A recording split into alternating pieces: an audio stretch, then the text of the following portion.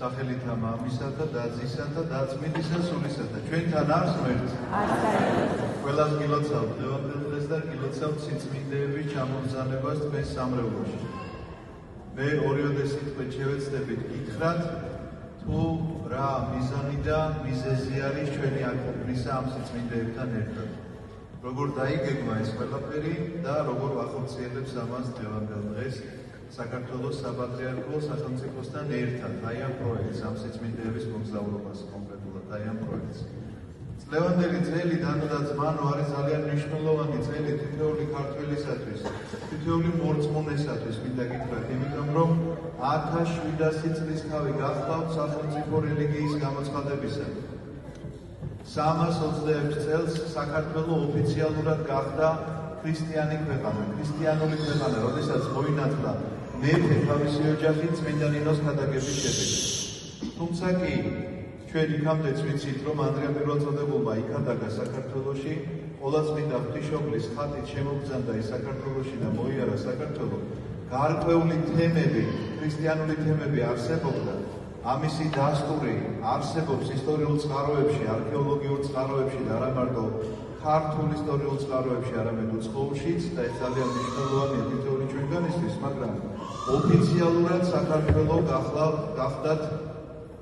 გახდა უკაცრავად 326 წელს ქრისტიანი სახელმწიფო და 1700 წლის თავს ზეიმო. ეს ძალიან მნიშვნელოვანი თარიღია, იმიტომ რომ ერთია სიამაყე, რომელიც აი ამ გავლილ 1700 წლის თავს რომ გადაავლებს მორწმუნე ადამიანი თვალს და ნახავს, რომ არაფერი არ შეცვლილა მოციქულთა სწავლებიდან, რაც მიგვიღია სახარება, რომელიც იქადაგა ანდრია პირველწოდებულმა, რომელიც სიხარულით ჩამოიტანა წმინდა ნინომ, სწორედ იმ სარწმუნოებაზე, იმ საძირკველზე დაშენებული რწმენა არის, რომელიც დღეს 21 საუკუნეში ასევე იქადაგება და ასევე გრძელდება. ეს გზა კვლავ გრძელდება, ეს უწყვეტობა, ჯაჭვი, მოციქულებრივი შეიძლება ითქვას, ესე ჩვენამდეა მოსული და ასე აგრძელებს ამას საქართველო და ეს ძალიან მნიშვნელოვანია. ერთია, როგორც გითხარით, სიამაყე და მეორეა პასუხისმგებლობა და ეს არის ჩვენი მიზანი, რომ ამ პასუხისმგებლობაზე გესაუბროთ, თუმცა კი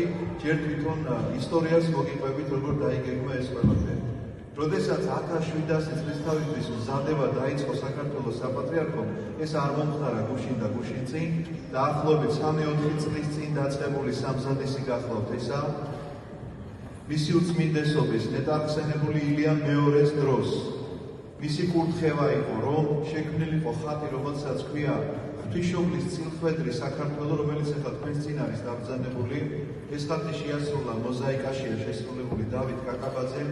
მისი ასლი გახლავთ დაბრძანებული სამების ყოვლადწმინდა ტაძარში და თვითონ ეს ხატი მოგზაური ხატი, ესე ქვია, აი გვერდიდან მის ხედავთ, ახლა სახელურები აქვს გაკეთებული, რომ გადასატანად უფრო ადვილი იყოს. ეს მოგზაური ხატი დაბრძანებულია ივერიის ყოვლადწმინდა ღვთისმშობლის სამონასტრო კომპლექსში, რომელიც არის ათონის არა უკაცრავად მახათას მთაზე. და მახათას მთაზე პირობითად ვამბობთ, იმიტომ რომ ფაქტიურად რაც შეიქმნა იმის მერე სულ მოგზაურობს, იგი იშვიათად იმყოფება, მაგრამ ყოველ შემთხვევაში იმ ტაძარს ეკუთვნის აი ეს ხატი. ეხლა რატომ გიყვებით ამ ხატის ისტორიას? შექმნის დღიდან, ანუ რამდენი წელი გავიდა, ზუსტად აღარ მახსოვს, გამიჭირდება თქმა, პატრიარქის კურთხევა გაიცა, რომ ამ ხატს უნდა დაეწყო მოგზაურობა ჯერ საქართველოს მასშტაბით. აბსოლუტურად ყველა ქალაქში, ყველა საკათედრო ტაძარში იქნა ეს ხატი დაბრძანებული. მთაში თუ ბარში აბსოლუტურად ყველგან მიმდინარეობდა ყოველდღიური წირვები და წირვის შემდგომ მოსახლეობასთან იყო შეხვედრა ცნობილი მეცნიერების, ისტორიკოსების, ფილოლოგების, ხელოვნებაცოდნეებისა და რელიგიათმცოდნეებისა. ეს ლექციები მინდა გითხრათ, რომ დღესაც გრძელდება, აქტიურად გრძელდება საგანმანათლებლო დაწესებულებებში და აქტიურად ჩვენი მეცნიერები ამაში ჩართულნი არიან. რომ დადგა ეს გეუბნებით 3-4 წლის განმავლობაში მიმდინარე პროექტს. 2026 წელი რომ დადგა, უფრო მასშტაბური სახელდა მისცემოდა ამას ყოველივეს და პატრიარქმა თქვა, მოდით ახლა ჩვენ წავიდეთ ყველასთან, ვინც ვერ ახერხებს საქართველოში ჩამოსვლას, რომ ამ ზეიმში მიიღოს მონაწილეობა.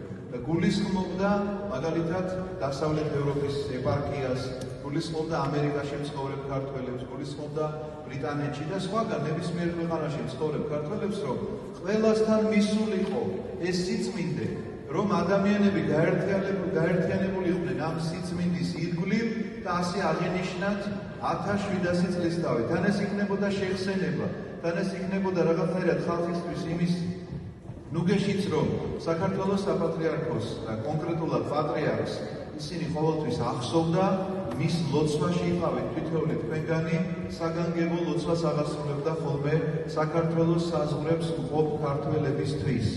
მე ამისი მომსვლე ვარ არაერთგზის.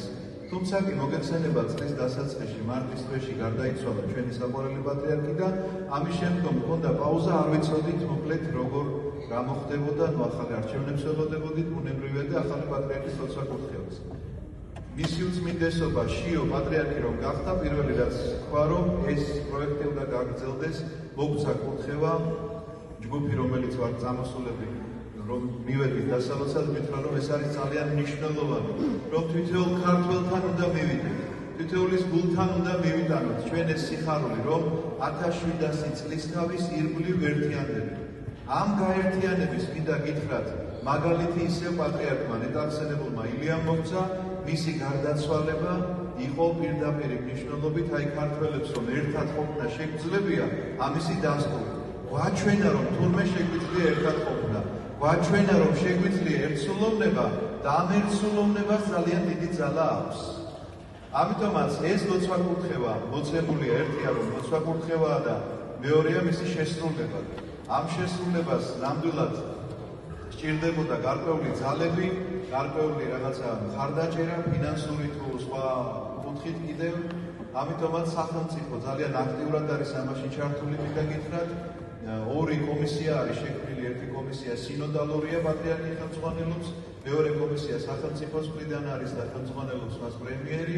ყველა ქალაქში, სადაც ჩავდივარ დასავლეთ ევროპის ეპარქიებში, ხდებიან ელჩები, კონსულები, ჩვენთან ერთად დადის საგარეო საქმეთა სამინისტროს წარმომადგენელი ბატონი ნოდარ კომახიძე, რომელიც თვითონ გაგეცნობათ, ჩვენთან ერთად დღეს ბატონი ელჩი აგზანდება, ბატონი ალეკო და მადლობა მინდა გადაგიხადოთ დღევანდელი მასპინძლობისთვის ბატონო ალეკო, მამა ივანეს, რაც რა თქმა უნდა და თქვენ.